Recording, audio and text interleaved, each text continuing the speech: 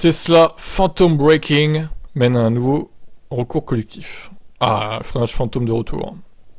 Deux propriétaires en Caroline du Nord ont tenté un recours collectif contre Tesla affirmant que leur voiture souffre d'un défaut de frein autrement connu sous freinage fantôme.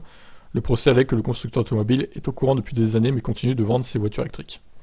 Le procès a été intenté par Michael Costello, propriétaire de modèle 3, et Megan Colonel, propriétaire de modèle Y, et affirment qu'ils ont tous les deux subi des freinages fantômes imprévus à plusieurs reprises. Se référant à cela comme un défaut, le procès se poursuit en affirmant que ces événements de freinage fantôme constituent un danger pour la sécurité et rendent les voitures Tesla déraisonnablement dangereuses pour les consommateurs car ça affecte gravement la capacité du conducteur à contrôler la vitesse du véhicule comme prévu dans des conditions de conduite normales et à maintenir une vitesse appropriée en fonction des flux de trafic, augmentant ainsi le risque de collision par arrière.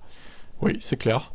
Selon le procès déposé devant le tribunal du district américain oriental de Caroline du Nord le 9 janvier, Costello et Colonel n'auraient pas acheté leur Tesla s'ils avaient eu connaissance du problème présumé, ou qu'ils auraient payé moins s'ils avaient été au courant. La poursuite affirme également que le freinage soudain et involontaire a diminué considérablement la valeur de leur véhicule. Ça reste à déterminer quand même, pas sûr.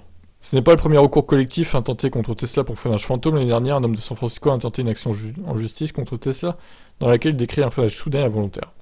Ouais, mais encore une fois, collectif, il y a deux personnes, quoi. Est-ce que ça va vraiment porter ses fruits? Il faudrait qu'il y ait des dizaines de personnes pour faire un recours collectif.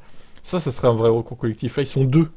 Qui se voulait que... Enfin, ils vont rien faire, en fait. À la limite, il y aura peut-être une compensation financière de Tesla de quelques milliers de dollars. Mais il y aura rien de plus, à mon avis. Hein. Bon, je sais pas, j'essaie de vous tenir au courant si on a des news sur ça. Qu'est-ce que vous en pensez, vous? Est-ce que vous seriez tenté par un recours collectif contre Tesla en tant que Français? Pas sûr que ça passe en France, ce genre de choses, on verra. Enfin, on verra, mais c'est à tester, hein. Allez, qui se lance?